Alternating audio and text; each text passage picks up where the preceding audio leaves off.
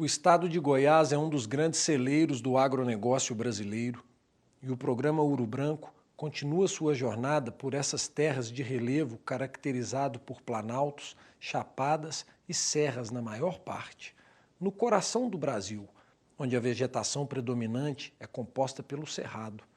Goiás já detém o segundo maior rebanho bovino do Brasil, com 22,8 milhões de cabeças.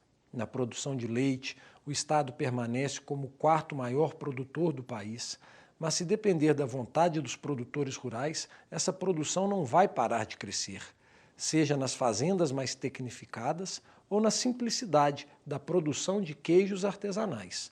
Convidamos você para embarcar num estado de espírito chamado Goiás. Bem-vindo a mais uma jornada Ouro Branco, leite e progresso.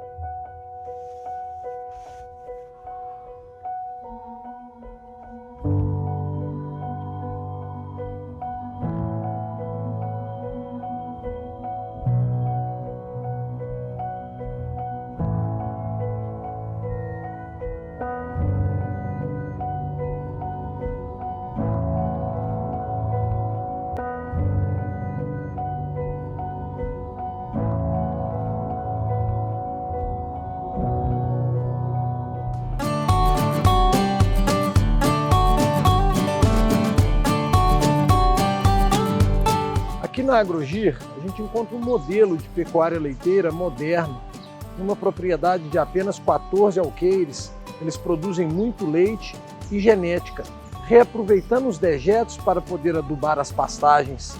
O girolando meio-sangue da Agrogir é feito com grandes vacas do gir leiteiro. A propriedade investe em tecnologia, em gestão de pessoas e um rígido controle de qualidade do leite para atender aos mercados mais exigentes.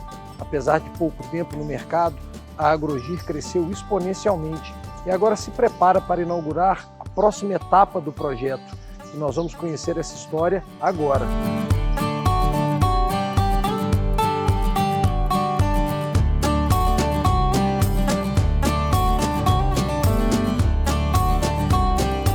O gir leiteiro, ele nos acompanha desde a nossa origem, né? Nós nascemos numa fazenda e o meu pai criava gir. Meu pai vendia leite na cidade, né, leite de gir. Depois saímos, todo mundo foi estudar e em 2013 o José Alves começou então esse projeto aqui da Agrogir. Eu nasci nesse meio, me formei em engenharia elétrica, coisa que não tem muita ligação a ver com a parte da pecuária, mas enfim.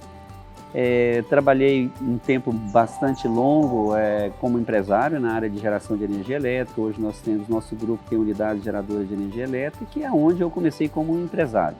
Um projeto que a gente está visando entrar na parte de melhoria genética, né? E a gente já pegou um caminho muito andado pelos pioneiros da raça. Então conseguimos animais realmente das grandes famílias do Brasil. E hoje nós estamos aqui firmando em dois pilares do nosso projeto, que é genética e manejo.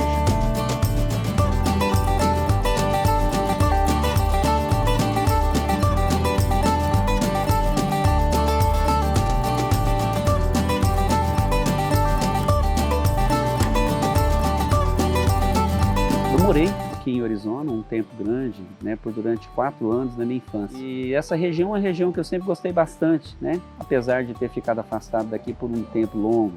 E um amigo meu, que é criador de gir, ele falou, então por que você não cria gir nesse espaço de tempo que normalmente uma licença ambiental dessa para desenvolver a rima, estudo ambiental e tudo leva aí de 2 a 3 anos.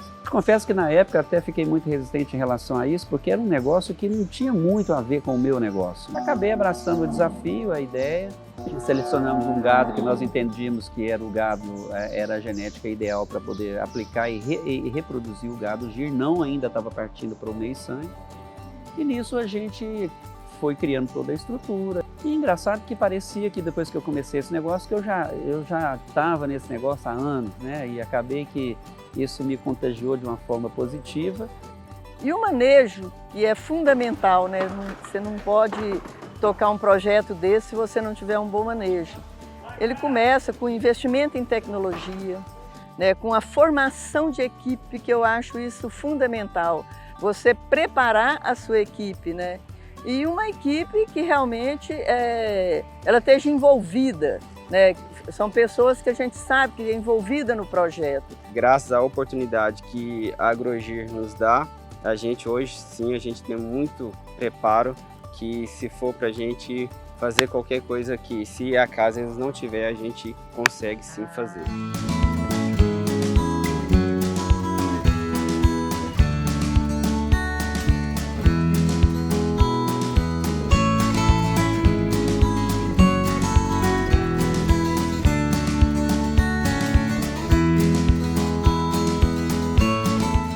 Envolve, né, uma boa dieta, saúde animal, né, tudo que depende de um bom manejo para a gente chegar no objetivo que é a formação da seleção. Eu acho que a palavra-chave é seleção. O projeto de reprodução de gir começou a dar muito certo e nisso a gente continuou investindo. Chegou a uma determinada altura, nós estamos já nesse projeto há 7 anos, e então quando chegou lá por volta do 4º ano, eu já estava com a família que eu comecei a reproduzir lá na base, no 1º ano, já com filhos, já comprovados. Então começou a ter muito sucesso na produção de doadoras. E hoje nós já temos doadoras marca Agrogir. Doadoras essa hoje já iniciando a sua lactação. Doadoras não só com respaldo genético, tá? Com a sua genealogia. Doadoras com respaldo sobre a sua beta-caseína. Doadoras com respaldo sobre o seu genoma, tá? E doadoras com respaldo de um conjunto de qualidades que a gente denomina doadora Gir Leiteiro Agrogir. Não tem como falar em crescimento dentro da cadeia produtiva do leite buscando o girolando, sem falar de Gir Leiteiro, sem buscar os principais indivíduos, as principais famílias, indivíduos esses que serão multiplicados amplamente para produzir realmente um meio-sangue de extrema qualidade.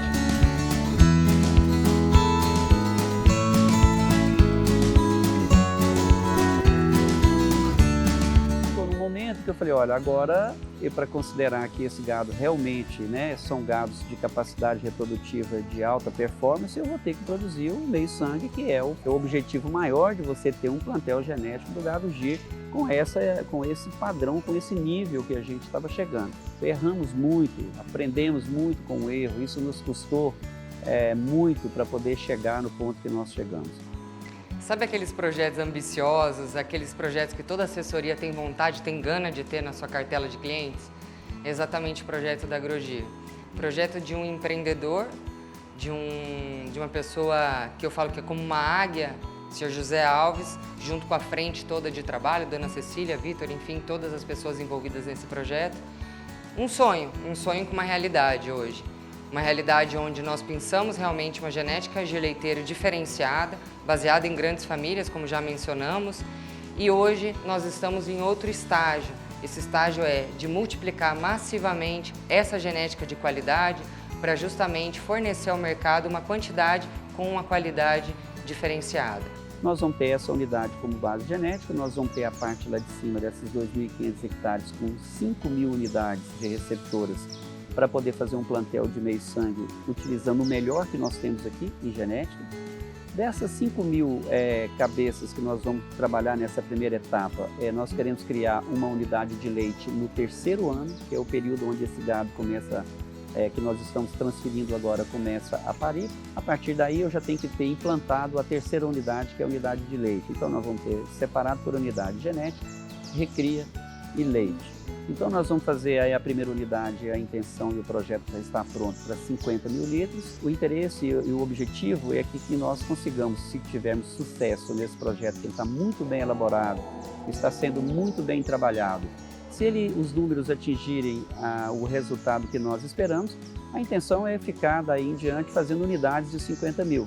E também aumentar até onde nós conseguirmos com o nosso banco genético a produção de gado meio-sangue. Então nós vamos trabalhar com venda de meio-sangue e vamos trabalhar com a venda de leite. Esse leite, a intenção é que ele seja industrializado e que ele seja exportado. Então, assim, mais na frente, toda essa sequência de eventos que começou na genética, passa agora para a produção do meio-sangue em larga escala, depois passa para a produção do leite em larga escala. Esse leite nós queremos transformar em leite em pó de alta qualidade e um leite de tipo A, com todos os sólidos, com todo o teor de gordura, da mesma forma que ele é retirado, nós vamos transformar ele em pó. E a intenção no quarto momento depois dessa produção do leite é fazer o processo de exportação. Bom, a Agrogir ela acredita muito no meio-sangue. O girolando meio-sangue ele é um animal que tem uma característica muito apropriada para pastejo no norte e nordeste. A posição aqui que a gente está no sítio da Abadia, no oeste da Bahia, ela é estratégica para a demanda, para fornecimento de animais para o norte e nordeste do Brasil, né? Então a gente está num ponto estratégico para isso. E a produção de leite também se encaixa muito bem, por questão de você estar abastecendo o norte do Brasil e o nordeste do Brasil. E também a opção de exportação pelos portos do nordeste do Brasil.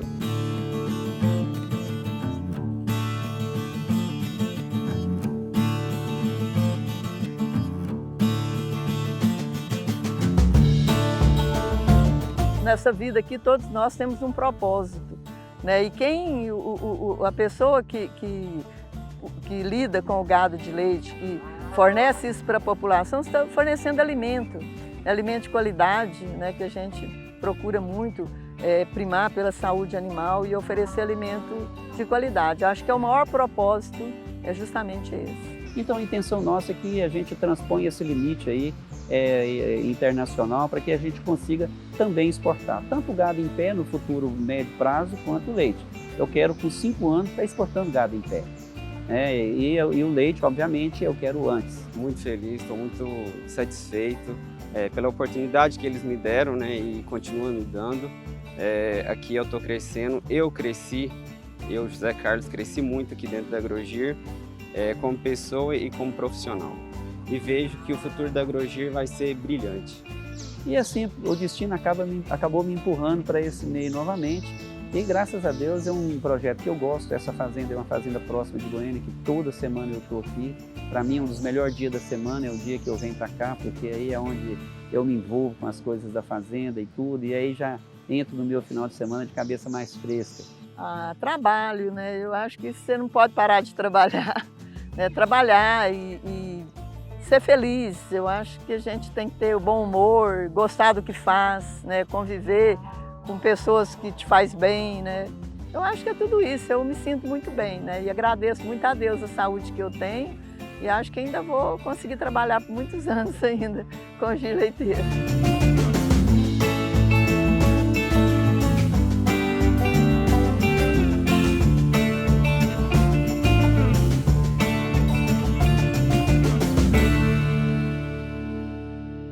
E no próximo bloco conversamos com José Maria Matos, especialista na produção de fotos e filmes para a pecuária.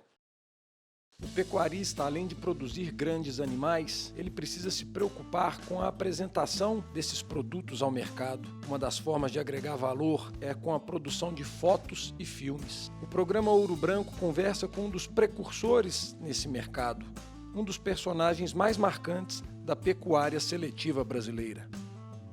Primeiro, obrigado pelo especialista, né? A gente realmente sinto um elogio muito grande de um profissional como você, falar que eu sou um especialista. Obrigado. A necessidade, né? Veio da necessidade do mercado. E quando eu comecei a trabalhar na Editora Agropecuária Tropical como motorista e lá sucessivamente como vendedor, o tempo foi passando e as vendas fluindo muito e a necessidade de profissionais do mercado era muito escassa.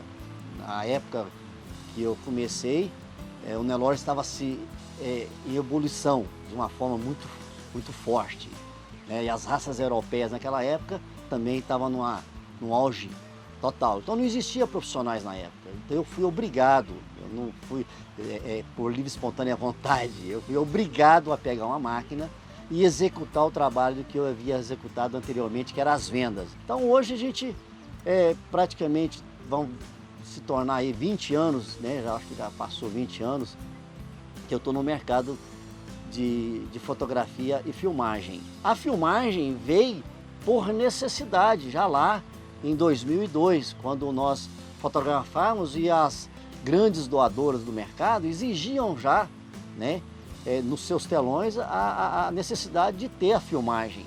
Então naquela época eu falei assim, olha, então eu tenho que agregar ao meu trabalho um especialista também na área de filmagem. Então lá eu comecei a executar esse plano, montar uma produtora, e surgiu a JM Matos. A primeira exposição da raça Gir foi lá em 2000, Gir leiteiro, que eu quero assim dizer. De lá para cá só mudou, a raça só mudou para melhor. Então, ou seja, o mercado ensina a gente. Eu acho que ele é uma das melhores escolas. E eu sou uma prova viva disso, que o mercado me ensinou. Eu nunca aprendi nada no livro com respeito a isso que tem hoje. É só o mercado mesmo que me ensinou. E já de 8 anos para cá, a raça Nelore também mudou, e muito, né? Principalmente na fotografia, né? A técnica mudou, tudo mudou.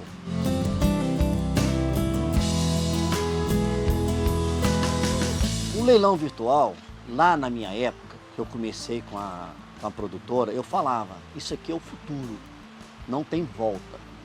Não tem, a possibilidade disso aqui voltar é zero. Economia, tudo é muito mais fácil. A digitalização, que ela explodiu em 2006, né? Ela praticamente explodiu em 2006, a digitalização. Facilitou tudo no nosso mercado. Na época que eu comecei, eu lembro que você não poderia fazer uma fotografia de um indivíduo com menos de 30 dias de antecedência.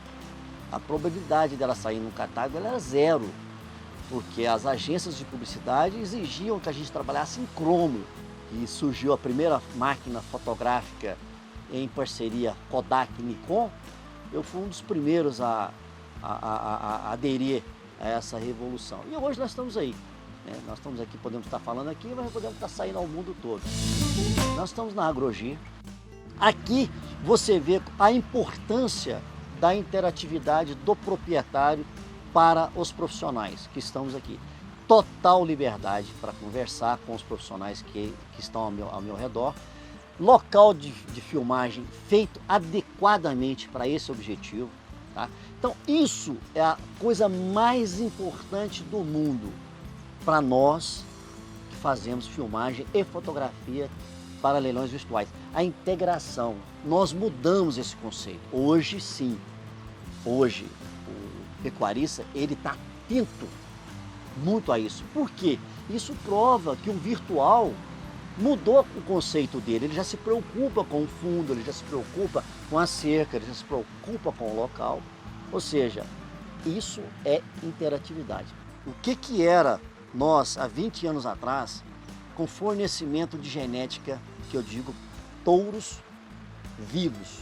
Zé, podemos dizer que Deus colocou você dentro dessa profissão, dentro dessa atividade, porque senão você não teria essa primeira oportunidade lá de virar motorista da editora.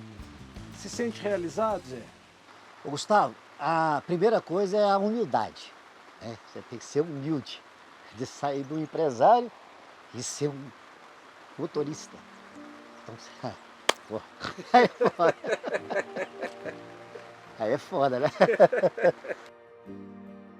O importante é você ser humilde, ter humildade. Eu saí de um empresário para ser motorista e fui, porque a necessidade fez a oportunidade. Então eu tive a oportunidade de conhecer esse Rinaldo dos Santos, que é um cara muito inteligente, muito inteligente. E eu tive a oportunidade de aprender muito com ele.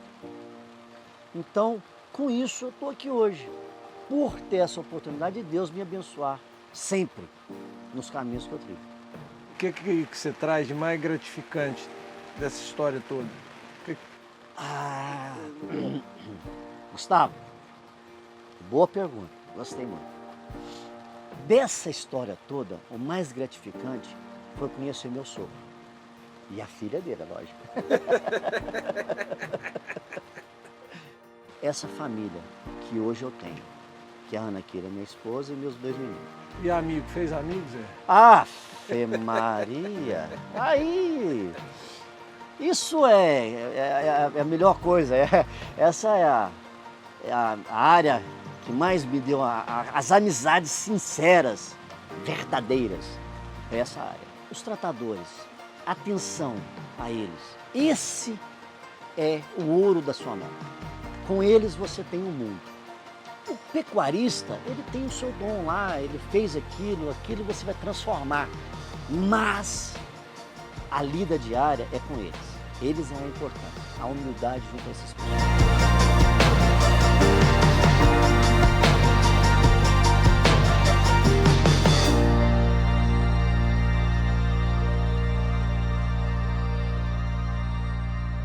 E no próximo bloco vamos conhecer a receita de um picolé produzido com leite de vacas Gir Leiteiro. Produzir leite de alta qualidade abre as perspectivas para trabalhar com nichos de mercado. Nós vamos conhecer a história de um empreendedor que identificou no leite de Gir Leiteiro a possibilidade de produzir picolés cremosos e de muito sabor. Pois é, Gustavo, eu trabalhei 2 anos em Nerópolis, né, numa fábrica lá, não no mesmo segmento, mas eu conheci uma pequena fábrica de um rapaz, pessoal de interior, muito humilde, e me identifiquei muito, porque a gente também, eu não fui da roça, nasci em Goiânia, mas meu pai foi da roça, veio da roça, a família inteirinha do meu pai mora na roça. Então a gente identificou e criou essa amizade muito boa em muito tempo. Minha esposa era pedagoga e tive alguns problemas com os filhos de saúde, então ela resolveu deixar o emprego para poder cuidar das crianças. Eu gosto muito de mexer com cozinha, tá mexendo, tá fabricando, eu gosto demais. Não é à toa que eu trabalho aqui, eu e mais uma só, né?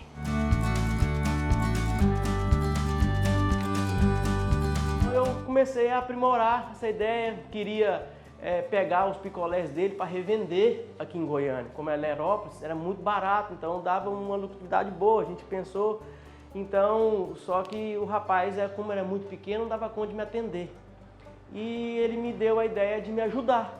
Como a gente criou uma amizade muito bacana, o cara falou, não, eu te ajudo, Rodrigo, eu te passo as receitas, porque a receita, cara, é muito difícil, é familiar, é do avô dele, passou pro pai dele e passou para ele. Então, cara, senti muito lisonjeado com isso, o rapaz me passar uma receita familiar. É o leite, leite ninho, emulsificante, estabilizante, açúcar, glucose e é esse.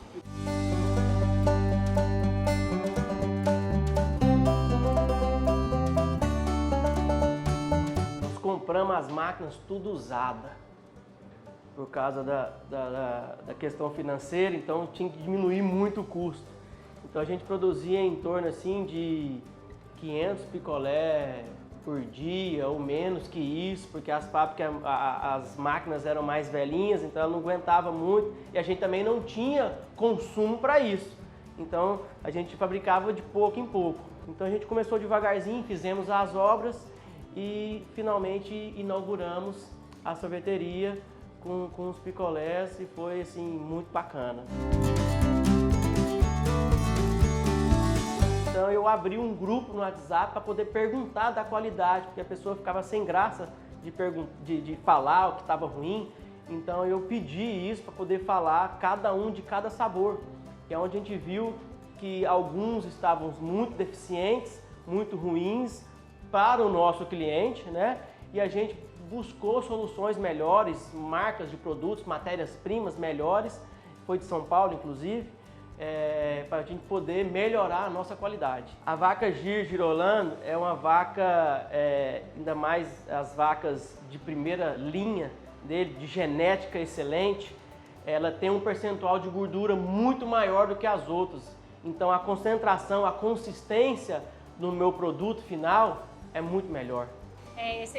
O leite ele é muito rico em gordura, Se eu uso esse leite, eu não preciso estar usando gordura vegetal. Aí eu uso só o leite e mais os outros ingredientes. Aí eu não utilizo a gordura vegetal, porque ele já é rico nisso.